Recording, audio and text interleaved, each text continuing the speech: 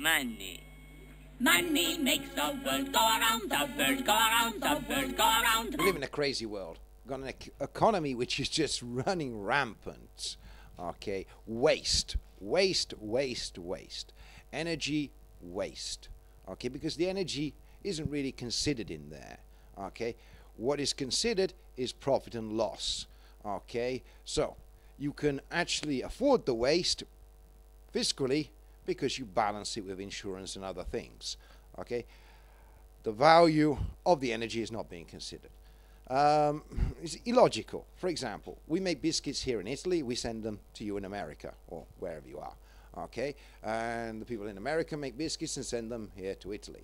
Okay, I'm sitting in front of you here now on the internet. Okay, I'll tell you what, you send me an email with the recipe, send you an email with a recipe, and let's cut out all that energy waste.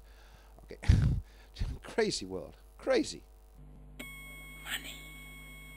Money. Money makes the world go around, the world go around, the world go around. The internal combustion engine. Let's just look at this. The internal combustion engine. Okay, you have a car and it's got an engine. Okay, and let's say 20 to 30% of the energy, okay, given out by that internal combustion engine is used for movement. But as most of the time people are stuck in traffic jams, okay, in the city, okay, that efficiency is even lower. Or they're on the motorway, the highway, okay, foot to the floor, and they're going over that 55 mile an hour. Between 50 and 55 miles an hour is the sweet spot for the engine. Okay, your maximum efficiency. So if you're slower than that, slower than 50 miles per hour, or you're going over 50 miles per hour, okay, I'll let you word that out in kilometers yourself. I live in Italy, I should know, but I can't remember. 55 is about 81 kilometers per hour. Okay, anyway, if you're going faster or slower, your efficiency is plummeting. Sorry, I'll just get in the middle here. So, internal combustion engine. In reality, when you think about it, 70%, at least 70% of that energy is not for movement, it's for heating. I mean, you're not driving around in a car, you're moving around a portable heating system. Ridiculous, ridiculous. 518 horsepower carries 2 people. Interesting. Okay. 2 horsepower carries 18 people. The craziest thing about our economy is the absolute inefficiency of it all. Okay. Crazy. You buy a bottle of Coca-Cola, plastic bottle, okay. You drink your Coca-Cola, and then you recycle. In theory, you should put your bottle in a recycling bin, and it should be recycled. Most of the time, what's being done is actually being burnt. This is a way of making energy, burning rubbish. Of course, the separation helps in the process of how it's burned. Different temperatures, okay, and different burners have different effects. A lot of the plastics actually produce corrosive gas which damage the incinerators, so they have to be burned separately. Anyway, those plastic bottles, okay, they come to you, you get rid of them, okay, and that's a big waste. I mean, why on earth can't we go back to a system where we have our own containers, okay, we're responsible for our own containers, and we go into a central distribution, therefore reducing weight on transfer. You bring in the mass, and then it's distributed on site into containers that are not necessary to be recycled. They're reusable containers. Okay, that would be logical. Coca-Cola could do pretty much sending the syrup, the water's there available, mix it on site.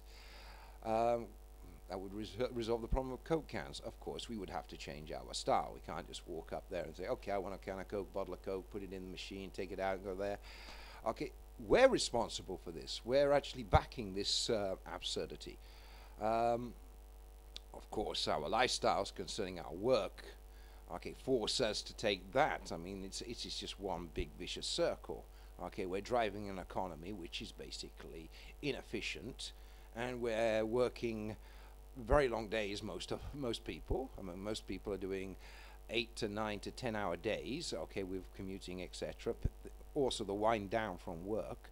I mean, 50% of their life, okay, of their working life is work. Okay, then there's the sleep bit. Okay, and then the television bit. Where are you? Okay, it's consuming the person as much as a consumer society. The consumer society consumes the people. Distribution needs to be looked into. Okay, localizing production as well. As I said before, you know, why make the biscuits over there? Okay, it would be more sensible. But this idea of free market, global enterprise and competition, okay, which at the end of the day, nobody is a no-lose situation generally for the big fat cats. Okay, the people who lose are the workers at the bottom, because they decide it's cheaper to build their cars in China than bring them back to the USA, rather than building in the USA in the first place.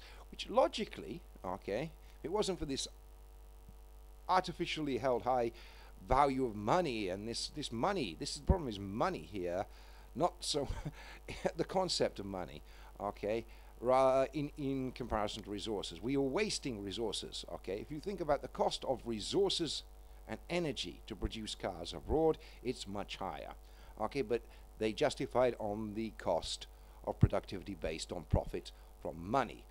Think about this idea of money. Money in itself could work, but the system behind it is just ridiculous and set up basically to keep you down.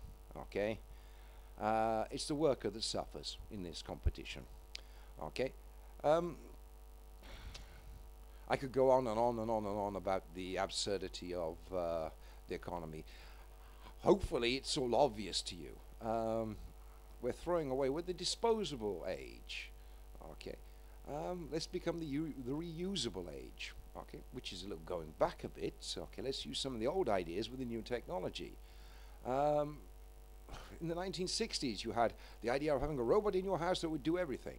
Well, now we've got a bit more of that technology. We've got all these like fancy kitchen tools, but nobody's using them because they're all buying pre-packed convenience food.